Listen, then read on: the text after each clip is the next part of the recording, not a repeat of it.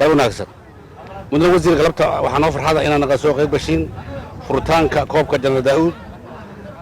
oo sanadkii kamid ah koobka laga ciyaaray wadankan lana soo bilaabo 1972 ilaa hadda la ciyaaray waad ogtihiin Janal Daawud qiimaha uu fadhiyo ummadda Soomaaliyeed 72 madaxweynihii xilligaas oo soo saaray dekreeto ilaa waqtigaasna waa la ciyaaraa waa koobka labaad oo dalka laga ciyaaro marka horyaalka laga soo tago waa koob aad u qiimo badan waxa ciyaaraya 25 kooxda ciyaara labada kooxda oo horeysa bilay u faa ciyaaraan kadibna 24 waxa loo qaybiyaa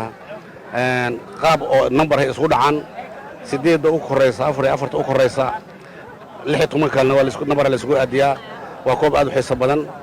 waxa lagu aadaa koobka qaaradda Afrika waxaan aad u faraxsanahay marka waxaan ku soo dhaweynaa wasiir ku-xigeenka wasaaradda dhalinyarada ciyaaraha xildhibaan Jeego oo runtii aad uga mahadcelinayno garab istaagiisa iyo sidoo oo kubadda cagta uu garab istaagay dhammaan guud ahaan sportka waa mahadsantahay wasiir